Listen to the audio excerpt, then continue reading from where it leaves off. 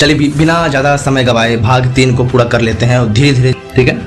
तो भाग 3 क्या है? गाय की मृत्यु, पुलिस और कर्ज के जाल की शुरुआत। क्या होगा जिस चीज़ के लिए आपने वर्षों तक सपना देखा हो वह आपको हाथों से कुछ ही दिनों में छिन जाए? क्या होगा अगर आपकी सबसे बड़ी खुशी अचानक आपके जीवन का सबसे बड़ा दुख बन जाए? और सबसे बड़ा सवाल यह है कि वह एक गरीब इंसान सच बोलकर भी न्याय पा सकता है, या उसे हर साल, या उसे हर हाल में, कहने का मतलब या उसे हर हाल में कीमत चुकानी पड़ती है? क्या एक गरीब इंसान सच बोलकर भी न्याय पा सकता है, या उसे हर हाल में कीमत चुकानी पड़ती है? होरी को लगता था कि उसकी जिंदगी बदलने वाली है, लेकिन उसे नहीं पता था कि किस्मत उसके लिए कुछ और ही लिख रहा है और लिख चुका है। गाय के आने से जो खुशी उसके घर में, उसके परिवार में आई थी, वो बहुत ज्यादा दिनों तक टिक नहीं पाया। खुशी के बाद, है ना, खुशी के बाद आने वाली खामोशी। खुशी के बाद आने वाली खामोशी क्या थी? गाय आने के कुछ दिन के बाद तक घर का माहौल अच्छा रहता था, और अच्छा रहा था। होरी सुबह उठकर सबसे पहले गाय को देखता, उसे चारा खिलाता, उसकी सेवा करता। गाय को देखकर उसे संतोष मिलता। उसे लगता था कि अब उसके घर की दिशा सुधर जाएगी, पूरी तरीके से सुधर जाएगी, है ना। लेकिन दूसरी तरफ हीरा के मन में जो है ईर्ष्या लगातार बढ़ रही थी। वो बाहर से कुछ नहीं कहता था, लेकिन अंदर ही अंदर जल के राख हो रहा था, है ना। हीरा के मन का विष, है ना। हीरा को लगता था कि होरी हमेशा उससे आगे निकल जाता है। उसे लगता था कि लोग अब उसकी तुलना होरी से करना शुरू करेंगे। गांव में चर्चा होने लगी कि होरी के घर गाय आई है ना, गाय आ गई। यह बात हीरा को हमेशा चुभती रही। ईर्ष्या धीरे धीरे क्रोध में बदलने लगा, और क्रोध इंसान से ऐसे काम करवा देता है जिनकी उसने कभी कल्पना ही ना किया हो। एक सुबह, है ना, जिसने सब कुछ बदल दिया। एक दिन सुबह जब होरी गाय को देखने गया तो उसके पैरों तले जमीन खिसक गया। गाय जमीन पर पड़ी हुई मिली। उसकी हालत बहुत खराब थी, बेहद खराब थी। कुछ ही समय में गाय मर गई। जिस गाय को देखकर होरी ने अपने भविष्य की सपने बुने थे, वह अब उसके सामने निर्जीव पड़ी है। होरी स्तब्ध हो गया। होरी जो है स्तब्ध रह गया। धनिया भी टूट गई, अंदर से टूट गई। पूरा परिवार सदमे में था। गाय कैसे मरी, है ना, गाय कैसे मरी? गांव में तरह तरह की बातें होने लगी। लोगों को शक था कि गाय को जहर दिया गया होगा। धीरे धीरे जो संदेह की उंगली हीरा की तरफ उठने लगी। अब जो संदेह है वो हीरा की तरफ जाने लगा, है ना। कई परिस्थितियां इस ओर संकेत कर रही थी कि ईर्ष्या में उसने ऐसा किया हो सकता है। हालांकि उपन्यास में प्रेमचंद इस घटना को पूरी तरह अदालत जैसी निश्चितता के साथ सिद्ध नहीं करते, लेकिन पाठक और पात्र दोनों ही हीरा पर संदेह करने लगते हैं। तो भाई और भाई के बीच में दरार कैसे पड़ा? गाय की मृत्यु के बाद परिवार में तनाव बढ़ गया। धनिया का गुस्सा टूट पड़ा। वह हीरा को दोषी मानती थी। उसे लगता था कि ईर्ष्या ने एक भाई को दूसरे भाई का दुश्मन बना दिया।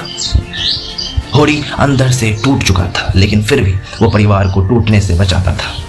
हमेशा वह खुलकर अपने भाई के खिलाफ नहीं जाता था, ना जाना चाहता था। यही हीरा का सबसे बड़ा स्वभाव सामने आता है। होरी का सबसे बड़ा स्वभाव सामने आता है। वह रिश्तों को बचाने के लिए अपना नुकसान सह लेता था, है ना। पुलिस की एंट्री होती है। अब यहाँ पे पुलिस की एंट्री होती है। गाय की मौत केवल पारिवारिक घटना नहीं रह गई, है ना। जो गाय का मौत हुआ था वो एक सिर्फ पारिवारिक मुद्दा नहीं रह गया। अब मामला कानूनी तख्त पे पहुंच चुका था। गांव में खबर फैल गई। पुलिस जांच के लिए आने वाली थी। होरी डर गया। उसे पता था कि पुलिस और अदालत का मतलब है खर्च, रिश्वत, अपमान, लंबी परेशानी, है ना। लंबी परेशानियों का सामना करना पड़ेगा। गरीब आदमी के लिए कानून से लड़ना लगभग असंभव था और वास्तव में होता भी है। धनिया चाहती थी न्याय। धनिया का मानना था कि यदि हीरा दोषी है तो उसे सजा मिलनी चाहिए। वह सच सामने लाना चाहती थी। उसके अंदर अन्याय के प्रति गहरा विरोध था, विरोधाभास था। लेकिन होड़ी की सोच अलग थी। उसे न्याय से ज्यादा परिवार का इज्जत की ही चिंता था। ठीक है, उसे डर था कि यदि मामला बढ़ गया तो पूरे परिवार की बदनामी होगी। रिश्वत का निर्णय, जब पुलिस का खतरा बढ़ा तब होड़ी ने एक फैसला लिया जिसने उसकी आर्थिक स्थिति को और ज्यादा खराब कर दिया। उसने पुलिस को रिश्वत देने का निर्णय लिया, है ना। उसके पास पैसे नहीं थे, इसलिए उसे फिर से उधार लेना पड़ा, है ना। उसे फिर से उधार लेना पड़ा, यानी गाय चली गई, न्याय नहीं मिला और कर्ज बढ़ गया, है ना। यही वो क्षण है जहां से होड़ी का कर्ज वास्तव में एक जाल बनना शुरू हो गया। गरीब आदमी की विडंबना क्या होती है? गरीब आदमी की विडंबना क्या होती है? प्रेमचंद यहाँ एक गहरी सामाजिक सच्चाई दिखाते हैं। यदि कोई अमीर व्यक्ति होता तो शायद वह न्याय के लिए लड़ सकता था, लेकिन होड़ी जैसे किसान के सामने विकल्प बहुत कम थे। वह जानता था सच बोलने में खर्च है, अदालत में खर्च है, पुलिस में खर्च है, झूठे आरोपों से बचने में खर्च है। इसलिए वह चुप रहना बेहतर समझते थे। होड़ी का टूटता सपना, जिस गाय को खरीदने के लिए उसने कर्ज लिया था, वह अब नहीं रही, लेकिन कर्ज अभी भी मौजूद था। अब उसके पास गाय नहीं था, अतिरिक्त आय नहीं थी, सम्मान नहीं था, केवल कर्ज था। उसका सपना टूट चुका था, लेकिन संघर्ष अभी शुरू हुआ था। हीरा का घर छोड़ना, स्थिति इतनी तनावपूर्ण हो गई थी कि हीरा गांव छोड़कर चला जाता है ना, कि हीरा जो है गांव छोड़कर चला जाता है। उसे डर था कि लोग उसे दोषी मानेंगे। उसके जाने से समस्या खत्म नहीं होती, बल्कि परिवार के भीतर एक अस्थायी घाव बन जाता है। होरी अपने भाई को खो देता है, धनिया का विश्वास टूट जाता है और परिवार पहले से अधिक, है ना, अस्थिर हो जाता है। कर्ज का असली अर्थ यहीं पे जो है प्रेमचंद दिखाते हैं, हमारे मुंशी प्रेमचंद जी दिखाते हैं कि कर्ज केवल आर्थिक बोझ नहीं होता। कर्ज इंसान से उसकी स्वतंत्रता, उसकी आज़ादी छीन लेते हैं और छीनता है। उसका आत्मसम्मान कम करता है ना, उसे समझौते करने पर मजबूर करता है। होरी हर बात सोचता है कि वह कर्ज चुका देगा। होरी हर बार सोचता है कि वह कर्ज चुका देगा, लेकिन हर नई समस्या उसे और गहरे दलदल में ढकेल देती है। प्रेमचंद का सामाजिक संदेश क्या है? गाय की मृत्यु केवल एक व्यक्तिगत दुर्घटना नहीं है, यह प्रतीक है उस व्यवस्था का जिसमें गरीब व्यक्ति का छोटा सा सपना भी सुरक्षित नहीं है। एक किसान अपनी मेहनत से कुछ बेहतर करना चाहता है, लेकिन ईर्ष्या, सामाजिक तनाव, भ्रष्ट व्यवस्था, आर्थिक कमजोरी मिलकर उसके सपनों को तोड़ देता है, पूरी तरीके से तोड़ देता है। तो होड़ी का चरित्र और स्पष्ट होता है ना, होड़ी का चरित्र और स्पष्ट होता है। इस घटना के बाद होड़ी का व्यक्तित्व और गहराई से सामने आता है, मतलब कि यहाँ पे इस घटना से जो होड़ी का व्यक्तित्व है और ज्यादा गहराई से सामने आता है ना। बदला नहीं लेना चाहता, झगड़ा नहीं चाहता, परिवार को बचाना चाहता है, समाज में सम्मान बनाए रखना चाहता है, लेकिन यही गुण कई बार उसे कमजोर भी बना देता है। वो अन्याय सह लेता है पर उसका विरोध नहीं करता। भाग 3 का सार क्या है? ये जो भाग 3 है, इसका सार क्या है? इस भाग में हमने देखा कि गाय की मृत्यु, हीरा पर संदेह, परिवार में तनाव, पुलिस की जांच, रिश्वत की मजबूरी, बढ़ता हुआ कर्ज, होड़ी के टूटते सपने, हीरा का गांव छोड़ना, गरीब किसान की बेबसी। लेकिन प्रेमचंद की कहानी यही नहीं रुकती।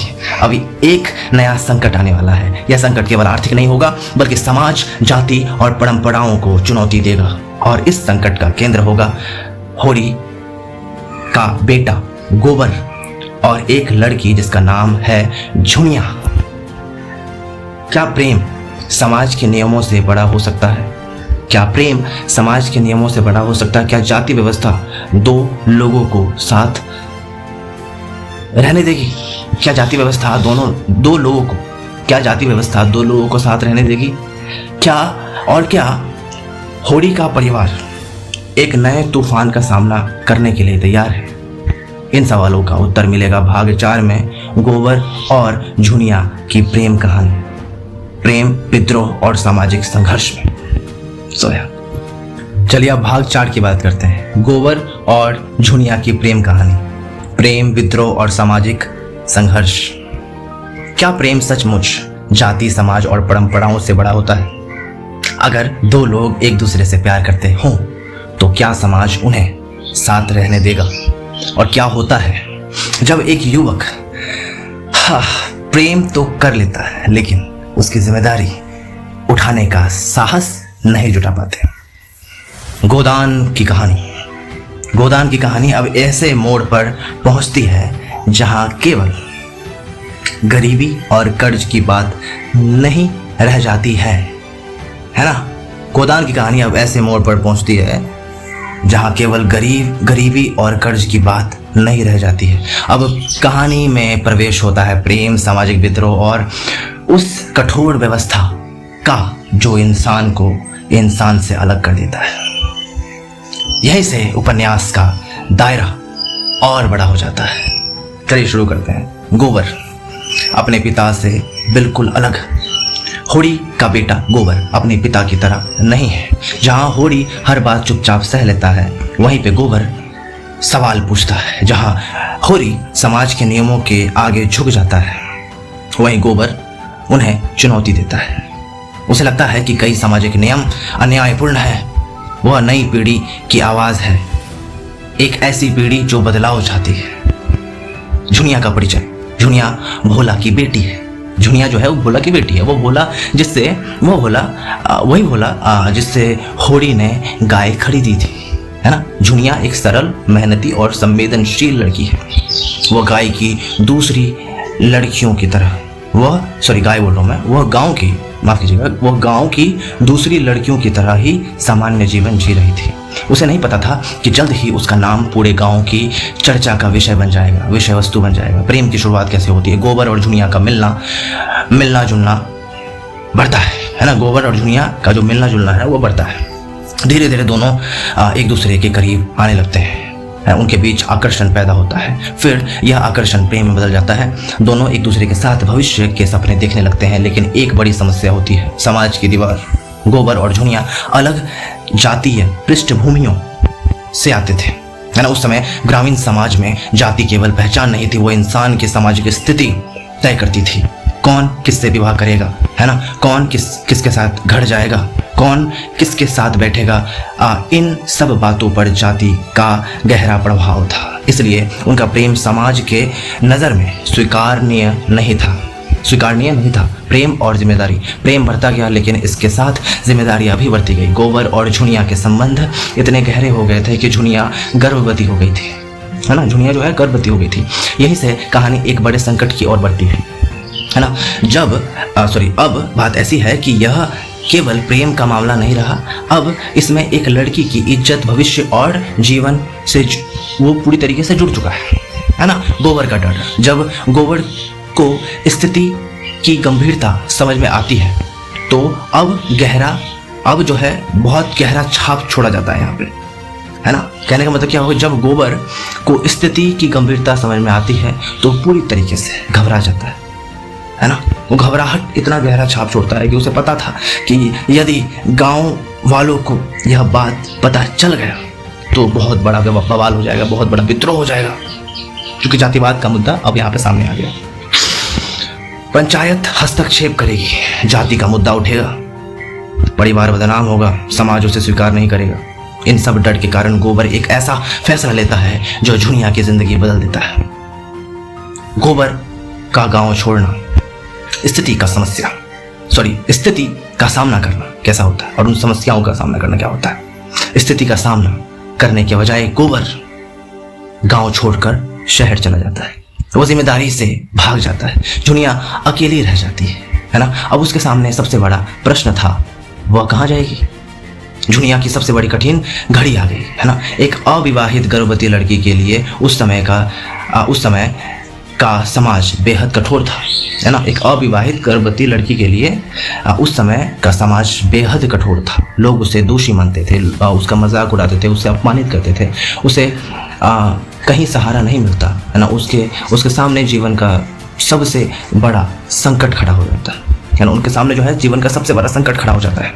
झुनिया का होड़ी के घर पहुंचना, झुनिया का जो है होड़ी के घर पहुंचना, आखिरकार झुनिया होड़ी के घर पहुंचती है। वह आशा करती है कि शायद गोबर का परिवार उसे अपना ले, है ना, शायद वो गोबर का परिवार जो है उसे अपना ले। लेकिन यह आसान नहीं था। उसे स्वीकार करने का मतलब था पूरे गांव के विरोध को मोल लेना। धनिया का महान निर्णय, धनिया का महान निर्णय, यही उपन्यास का एक सबसे शक्तिशाली दृश्य सामने आता है। धनिया झुनिया की हालत देखती है।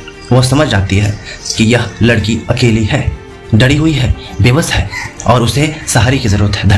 धनिया फैसला करती है कि झुनिया को घर में रहने दिया जाए, है ना। यह केवल दया का निर्णय नहीं था, यह समाज के अन्याय के खिलाफ एक खुला विद्रोह था, है ना। होड़ी की दुविधा, होड़ी की स्थिति कठिन थी। एक तरफ बेटा गोबर था, दूसरी तरफ समाज था, तीसरी तरफ झुनिया की मजबूती थी। वह किसी को दुखी नहीं करना चाहती थी, है ना। वो किसी को भी दुखी करना नहीं चाहता था।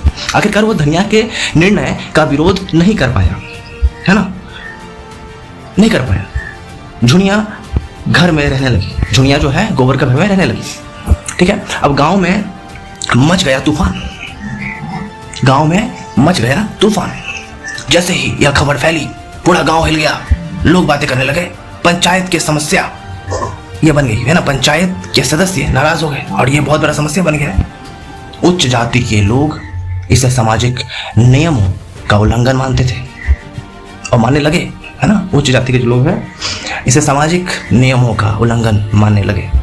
होड़ी का परिवार अचानक विवाद के केंद्र में आ गया। पंचायत की प्रक्रिया, गांव की पंचायत ने इस मामले को गंभीरता से ये कहा कि अपराध की तरह है ये मामला।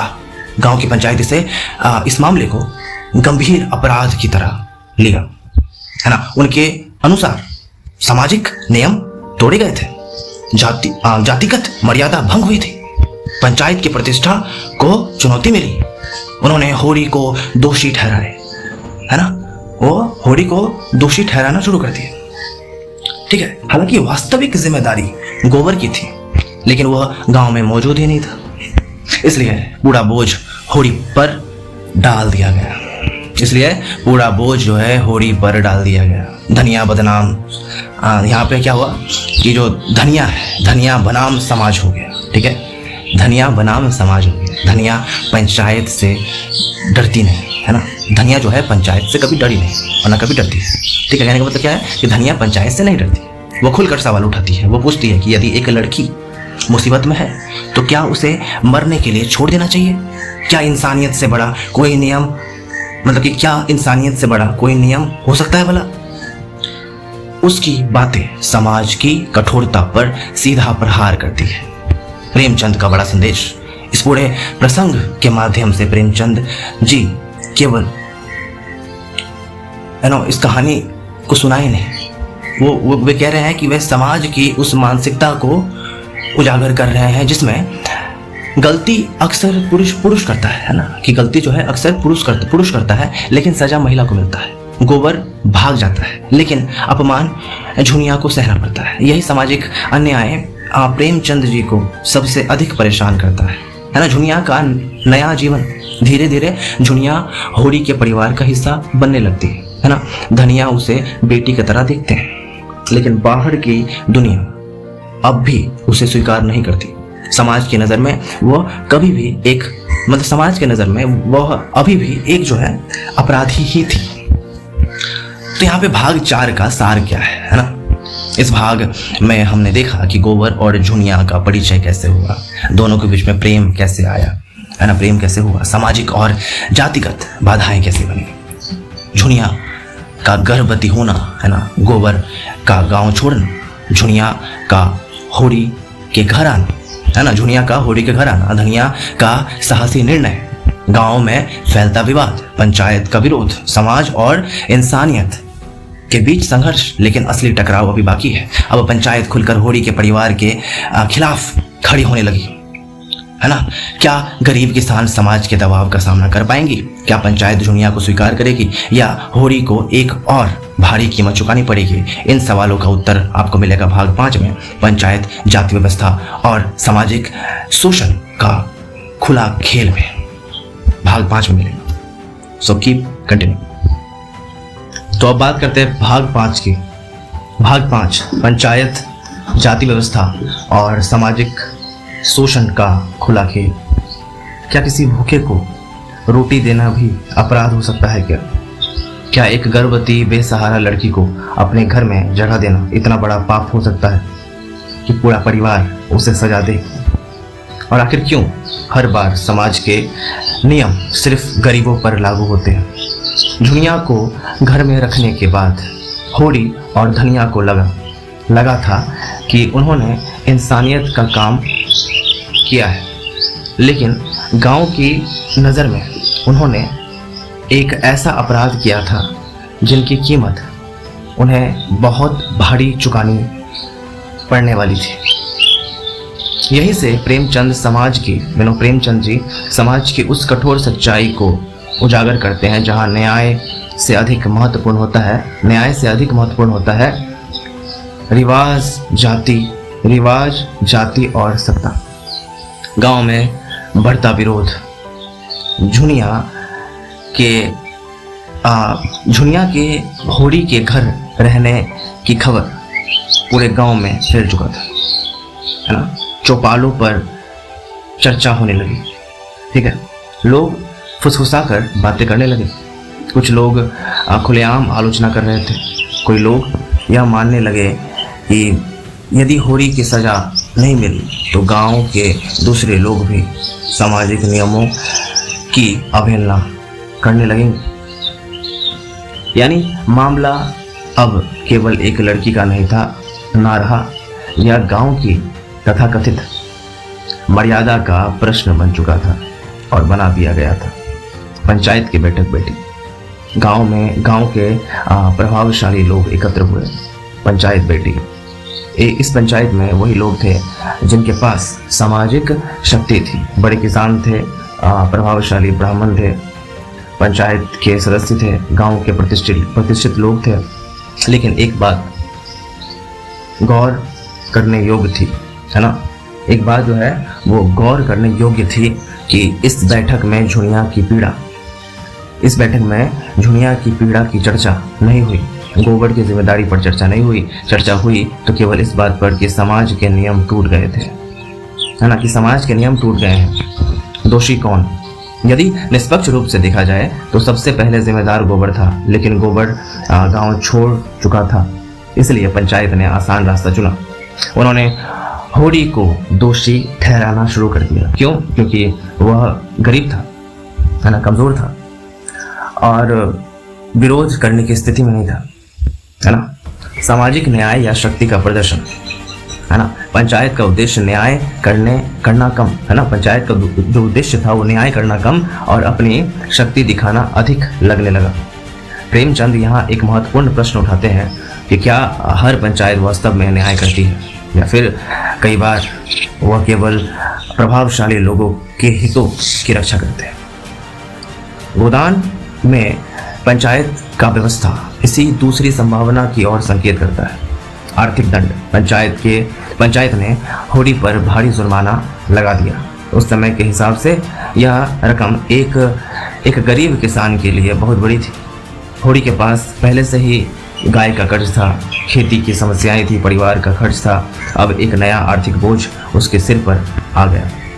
धनिया का विद्रोह। यही धनिया का व्यक्तिगत, है ना, मतलब कि यही धनिया का व्यक्तित्व फिर चमकता है। यहीं पे जो है धनिया का व्यक्तित्व फिर से चमकता है। वह पंचायत के सामने झुकने को तैयार नहीं होता। उसका प्रश्न सीधा था कि हमने किसका नुकसान किया है। एक बेसहारा लड़की को घर में रखकर कौन सा अपराध कर दिया।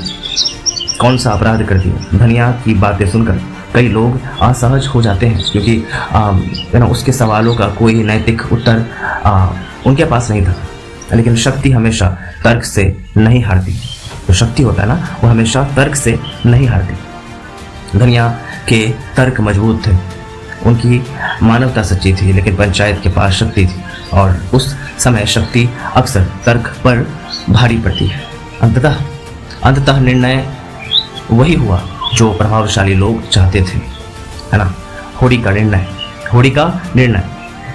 क्या था? डिसीजन यह था कि होडी के सामने दो रास्ते थे। पहला यह था कि पंचायत का विरोध करे, दूसरा यह था कि चुपचाप सजा स्वीकार कर ले। अपने पूरे जीवन की तरह, है ना, अपने पूरे जीवन की तरह इस बार भी होडी संघर्ष से बचने का रास्ता चुनता है। वो जुर्माना भरने को तैयार हो जाता है। उसे लगता है कि इससे विवाद समाप्त हो जाएगा, लेकिन वास्तव में उसकी परेशानियां और बढ़ जाती है ना। कर्ज का दलदल और गहरा होता है।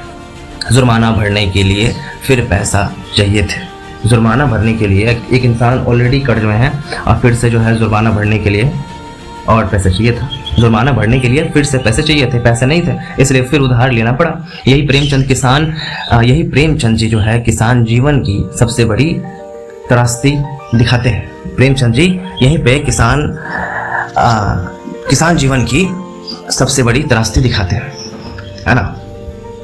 किसान के जीवन की सबसे बड़ी त्रासदी दिखाते हैं। समस्या आती है, उधार लो। उधार चुकाने के लिए मेहनत करो।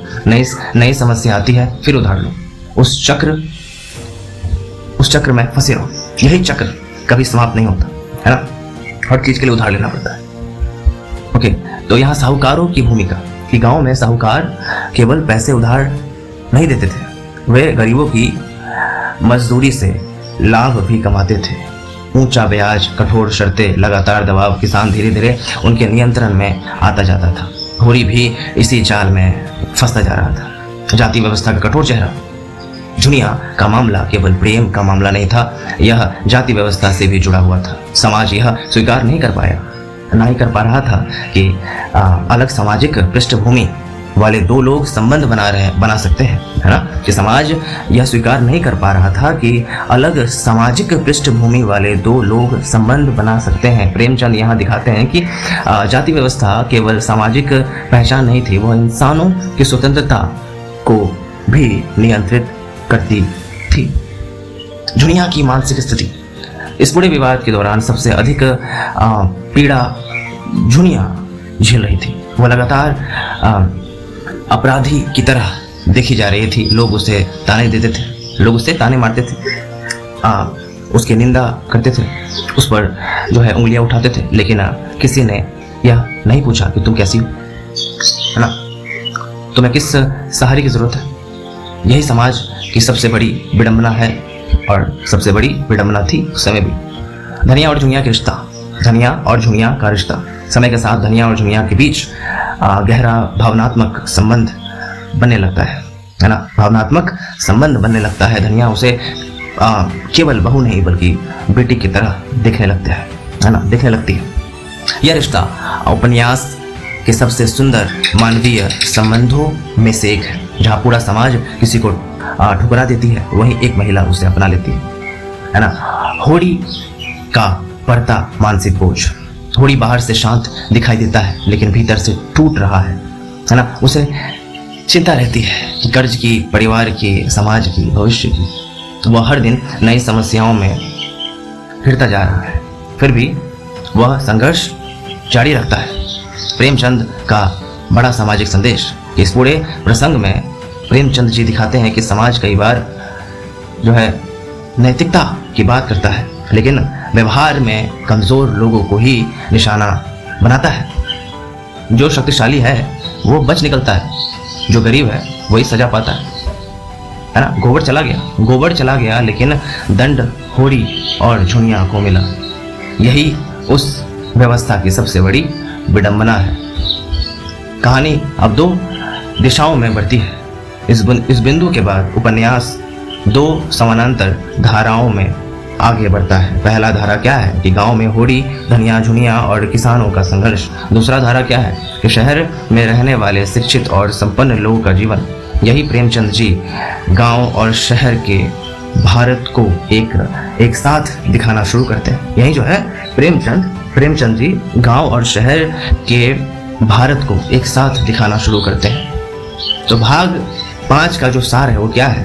कि इस भाग में हमने देखा पंचायत की बैठक, दूसरा है होरी पर लगाया गया जुर्माना, तीसरा है धनिया का विरोध, चौथा है जाति व्यवस्था की कठोरता, दूसरा नेक्स्ट है साहूकारों का प्रभाव, फिर झुनिया की पीड़ा, फिर है ना होरी का बढ़ता कर्ज, गरीब और शक्तिशाली के बीच असमानता, समाज और इंसानियत का संघर्ष। लेकिन अब कहानी एक नए संसार में प्रवेश करने वाली है, एक ऐसा संसार जहां गरीबी कम है लेकिन समस्याएं अलग प्रकार की है ना। क्या शहर में लोग वास्तव में अधिक सुखी हैं? क्या शिक्षा और आधुनिकता इंसान को बेहतर बना देती है? और मालती मेहता है ना, मालती मेहता, खन्ना और गोविंदी जैसे पात्र आखिर कहानी में क्या भूमिका निभाते हैं? इन सवालों का उत्तर मिलेगा भाग 4 में, जहां पे हम बात करेंगे शहर की दुनिया, मालती मेहता, खन्ना और आधुनिक भारत का चेहरा में। So keep continue you guys, क्योंकि मैं तो कंटिन्यू रहूंगा, क्योंकि टोटल इसमें मैं बता दूं कि टोटल इसमें भाग 10 तक है। ये भाग 5 था, अभी छठा भाग नेक्स्ट में आएगा और एक ही वीडियो में मैं सारा का सारा कवर करने वाला हूँ, ठीक है। तो भाग 6 भी आने वाला है, ठीक है। अभी लिख जाएंगे। भाग 6, शहर की दुनिया, मालती मेहता, खन्ना और आधुनिक भारत का चेहरा। क्या पैसा होने का मतलब खुश होना है? क्या उच्च शिक्षा, आधुनिक जीवन शैली और बड़ी बड़ी बातें इंसान को भीतर से संतुष्ट कर देती है? और क्या शहर की समस्याएं गांव की समस्याओं से वास्तव में अलग होती है या केवल उनका रूप बदल जाता है? अब तक हमने होरी, धनिया, गोबर और झुनिया के माध्यम से ग्रामीण भारत की पीड़ा देखी, लेकिन प्रेमचंद केवल गांव की कहानी नहीं है, केवल गांव की कहानी नहीं लिख रहे थे, वे पूरे के पूरे भारत के समाज का चित्रण कर रहे थे, चित्र बना रहे थे, ठीक है। इसलिए अब कहानी हमें गांव की धूल भरी गलियों से उठाकर शहर की चमकदार दुनिया में ले जाती है। पहली नजर में यह दुनिया गांव से बिल्कुल अलग लगती है। यहाँ गरीबी कम है, शिक्षा अधिक है, कपड़े अच्छे हैं, घर बड़े हैं और लोग आधुनिक विचारों की बातें करते हैं। लेकिन धीरे धीरे पता चलता है कि यहाँ भी इंसान अपने अपने संघर्षों से जूझ रहा है। शहर की कहानी क्यों जरूरी है? कई पाठकों को पहली बार पढ़ते समय लगता है कि शहर के पात्रों का होरी की कहानी से क्या संबंध है, लेकिन प्रेमचंद जी का उद्देश्य केवल एक किसान की जीवनी लिखना नहीं था। वे दिखाना चाहते थे कि गांव और शहर दोनों एक ही समाज का हिस्सा है। समस्याएं अलग दिख सकती हैं, लेकिन इंसानी संघर्ष हर जगह मौजूद है। आर्थिक, नैतिक और सामाजिक प्रश्न केवल किसानों तक सीमित नहीं है। मालती का प्रवेश। शहर के सबसे महत्वपूर्ण पात्रों में से एक है डॉक्टर मालती। मालती शिक्षित है, आत्मनिर्भर है, आधुनिक विचारों वाले हैं, है ना, मॉडर्न थॉट प्रोसेस वाले व्यक्ति है ना, आधुनिक विचारों वाली है ना। वह उस समय की पारंपरिक महिलाओं में से बिल्कुल अलग दिखाई देती है। वह अपनी जिंदगी के फैसले खुद लेना चाहती है। उसे किसी पुरुष के सहारे की जरूरत नहीं लगती, है ना। उसे जो है किसी भी पुरुष का सहारा नहीं लगता। तो समाज द्वारा महिलाओं पर लगाए गए कई बंधनों को स्वीकार नहीं करती। तो मालती का व्यक्तित्व क्या था? मालती बाहर से आत्मविश्वासी दिखाई देती। लोग उसकी सुंदरता, बुद्धिमत्ता और आधुनिकता से प्रभावित होते हैं, है ना। लेकिन प्रेमचंद जी उसे केवल एक आधुनिक महिला के रूप में प्रस्तुत नहीं करते। धीरे धीरे हम देखते हैं कि उसके भीतर भी कई भावनात्मक संघर्ष मौजूद है। वो जीवन का वास्तविक अर्थ खोज रही है। वह यह समझना चाहती है कि सुख आखिर कहाँ है ना। मेहता का परिचय क्या है? अब प्रवेश होता है मेहता का। मेहता उपन्यास के सबसे विचारशील पात्रों में से एक है। वह दार्शनिक स्वभाव का है। उसे समाज, नैतिकता, जीवन और मानवता के प्रश्नों में रुचि है। वो केवल धन कमाने या प्रतिष्ठा पाने में विश्वास नहीं करता, है ना। उसका ध्यान जीवन के गहरे अर्थों पर रहता है। तो यहाँ मेहता और मालती तो मेहता और मालती के बीच विशेष प्रकार का संबंध विकसित होता है। दोनों एक दूसरे का सम्मान करते हैं, दोनों शिक्षित हैं, दोनों समाज के बारे में गंभीरता से सोचते हैं, लेकिन उनके विचार है ना पूरी तरह समान नहीं है। उनकी बातचीत के माध्यम से प्रेमचंद है ना स्त्री पुरुष संबंध, स्वतंत्रता, प्रेम, विवाह, नैतिकता जैसे विषयों पर गहन चर्चा करते हैं। प्रेम और विवाह पर बहस उपन्यास में बार बार एक प्रश्न उभरता है कि क्या प्रेम और विवाह एक ही चीज है। मालती आधुनिक सच मतलब कि मालती जो है आधुनिक सोच का प्रतिनिधित्व करती है। वह व्यक्तिगत स्वतंत्रता को महत्व देती है ना। मेहता जो है आदर्शवादी दृष्टिकोण रखता है ना। इन दोनों के संवाद को केवल सामाजिक नहीं बल्कि दार्शनिक गहराई भी देते हैं। तो खन्ना का परिचय क्या है यहाँ पे? खन्ना का परिचय यह है कि शहर के एक और महत्वपूर्ण पात्र हैं खन्ना। वह एक धनी उद्योगपति मतलब कि बिजनेसमैन है। उनके पास पैसा है, व्यवसाय है, सामाजिक प्रतिष्ठा है ना। बाहरी रूप से देखने पर उसका जीवन सफल दिखाई देता है, लेकिन प्रेमचंद जी दिखाते हैं कि सफलता हमेशा संतोष नहीं देती, संतोषजनक नहीं होती है ना, सेटिस्फाइंग नहीं होता। खन्ना की समस्या, खन्ना महत्वाकांक्षी है, वह धन और सफलता के पीछे भागता है, लेकिन इस दौड़ में उसके व्यक्तिगत संबंध कमजोर होने लगते हैं है ना। उसका व्यवहार, उनका जो वैवाहिक जीवन प्रभावित होता है। उसका स्वभाव चिड़चिड़ा और अस्थिर होता जाता है। वह भीतर से उतना खुश नहीं है जितना बाहर से दिखाई देता है ना। गोविंदी का परिचय। गोविंदी खन्ना की गोविंदी जो है वो खन्ना की पत्नी है ना। वो खन्ना की पत्नी है। वह पारंपरिक भारतीय स्त्री का प्रतिनिधित्व करती है, ठीक है। धैर्यवान, त्यागी, परिवार को महत्व देने वाली, लेकिन उसके जीवन में भी संघर्ष है। उनके जीवन में भी संघर्ष है। उसे अपने पति की उपेक्षा सहनी पड़ती। उसकी भावनाओं को अक्सर महत्व नहीं दिया जाता। खन्ना और गोविंदी का संबंध प्रेम इस संबंध के माध्यम से दिखाते हैं कि केवल पैसा जो है विवाह को सफल नहीं बनाता। सम्मान और समझ भी उतने ही आवश्यक है, उतना ही ज़्यादा जो है सम्मान और समझ भी आवश्यक है। जब संवाद समाप्त हो जाता है तो संबंध कमजोर होने लगते हैं। खन्ना और गोविंदी की कहानी शहर के माध्यम और उच्च वर्ग की समस्याओं को सामने लाती है। गांव और शहर का अंतर।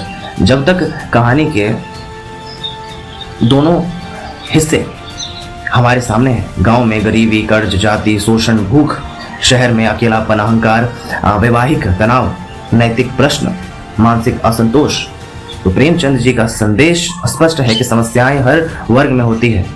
अंतर केवल इतना है कि उनका रूप बदल जाता है। मालती का जो परिवर्तन है वो ये है कि कहानी आगे बढ़ने के साथ मालती के विचारों में बदलाव आने लगता है ना। वो केवल व्यक्तिगत सुख के बारे में नहीं सोचती, वो समाज की समस्याओं को भी समझने लगती है। गरीबों की सहायता करने की जो भावना उसके भीतर मजबूत और ज़्यादा होने लगती है ना। यही उसका चरित्र और आर्थिक परिपक्व होता है।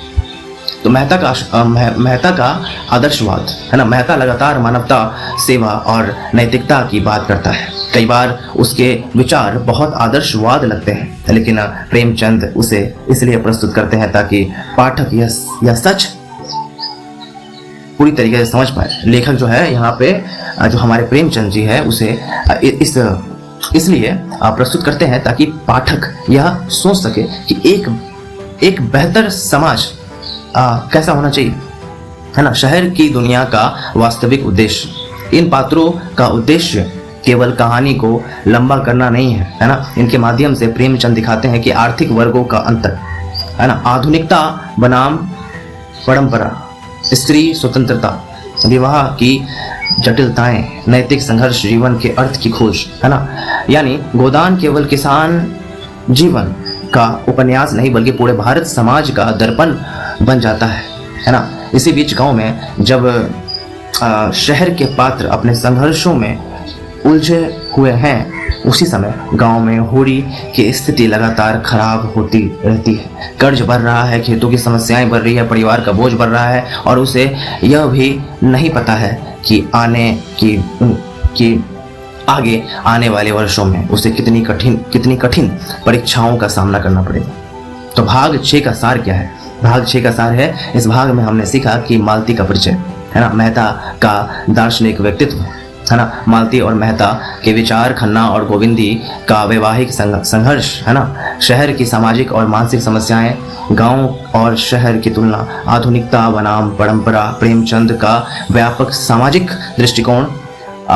लेकिन अब कहानी फिर से गांव की ओर लौटेगी और वहां होड़ी का संघर्ष पहले से कहीं अधिक कठिन हो चुका होगा।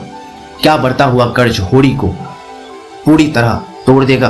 क्या उसकी जमीन और सम्मान बच पाएगी? और क्या गोबर कभी वापस लौटेगा? इन सवालों का उत्तर मिलेगा भाग 7 में। बढ़ता कर्ज, टूटती उम्मीदें और होड़ी का अंतहीन संघर्ष में।